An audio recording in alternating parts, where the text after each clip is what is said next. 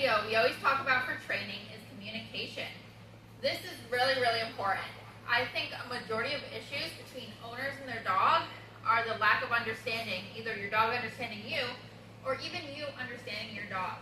So it's really important we have a way of communicating with each other.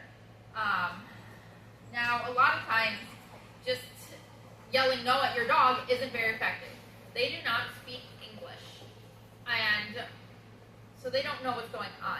You sometimes actually yelling can actually hype them up more. Say, for example, they're barking out the window, and you start yelling no at them. Now they're just thinking you're barking with them. So that is not an effective way to deal with situations.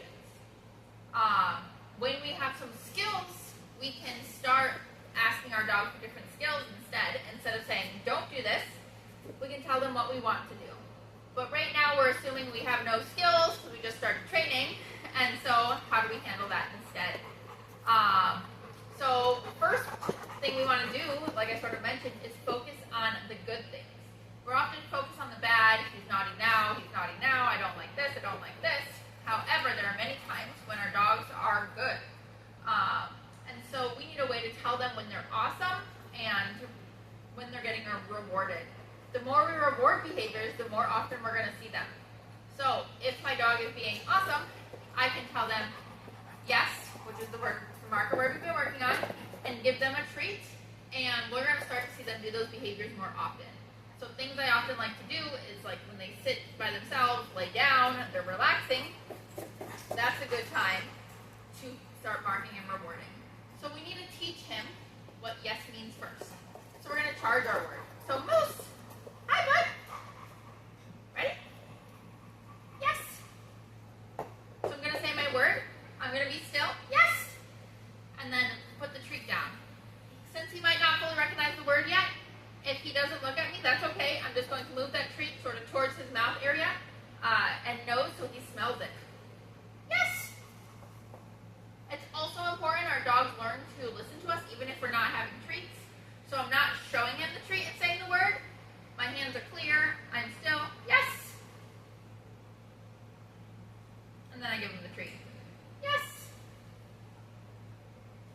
Yes! Yes! Yes! So this is about charging this word. I want him to learn what it means. If I'm moving around a lot when I'm doing it, he's not going to pay attention to what I'm saying, so that's also why I'm still. And you noticed right then when he was standing there, he was being awesome. Even sometimes you only notice when they're being bad, but him just standing there, he was being a really good boy. He wasn't jumping, anything like that, so that's great. So anytime my dog makes a good choice, maybe it's just, hey, look at, he's not jumping on me right now. Yes! And we can give him a treat. So we're going to notice, and this is called capturing, when we notice our dog being awesome and reward. It's great if our dog can do skills, like if we ask him to sit, down, stay. However, we don't want to have to micromanage our dog's life, and we want them to know what good is, even when we're not asking them for things. And dogs don't have morals. They're not going, oh, I can't do that because that's bad. They just do things that are fun and exciting to them and get them rewarded. So we need to show them what is good in the human world. So him just standing here, yes! That was a great choice.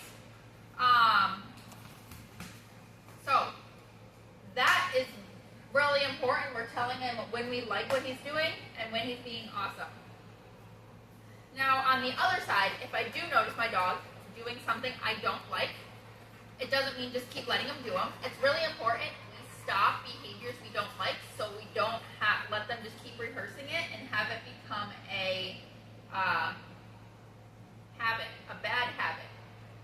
Bad habits are a little harder to break, so I will interrupt. So right now he's sniffing a sniffle mat over there. I can't imagine there's any more treats in there.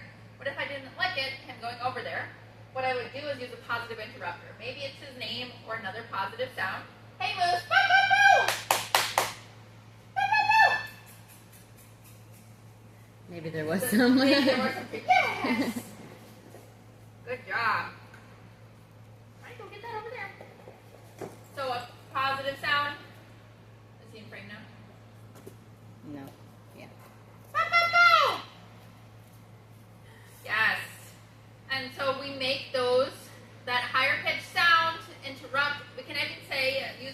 Moose, his name.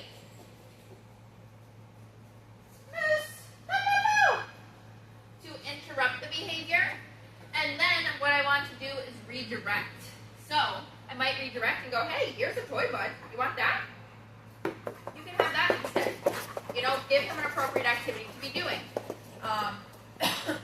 We have like a snuffle mat over there. So if I want right, thank you. Giving him a toy seems like a really great option. I could set up an activity that's appropriate for him, like a snuffle mat. Show him what is a good activity for him to be doing. Now, if we do have the issue, maybe he's going over to the garbage can, sniffing the garbage can. I interrupt, call him away, he comes, perfect, and then he goes back. We don't want to create a cycle of come to me and then go back and do the naughty thing. So I usually have a 2-strike rule. If I have to call you away from the thing twice, now we need to add in management.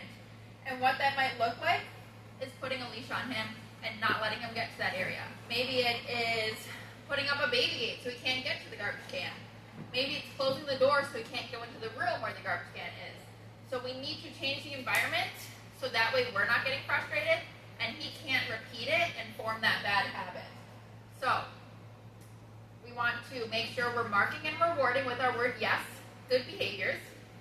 We can, if we notice him doing something bad, use our positive interrupter and then redirect him. And if he keeps doing that naughty thing, we're going to add in management. So like putting him on leash, I might hold that leash and he can't go too far from me to make sure he does not get into the habit of practicing that bad thing over and over again. 2 other things that are really important as well. We want to make sure he's getting enough exercise. Labs are active dogs. He's actually on the lower energy requirement exercise side for a lab, but he's a young puppy. And so it's really helpful the more things we can do with him, making sure we're getting out, giving him regular walks, doing a variety of exercises. We'll teach you some games and stuff as well you can do with him. But exercise is incredibly important and will always help our dog act better. Second, talking about amount of food we give and treats. So I'm literally just using kibble now to reward him. He's a little bit on the heavy side. He could definitely lose some weight. So I would recommend using his kibble for training and thinking about cutting it back a little bit. And then using his kibble for training throughout the day, and whatever we don't use, you can feed him in the evening, but try using his kibble as training treats throughout the day, and that will help make sure we're not gaining weight as well.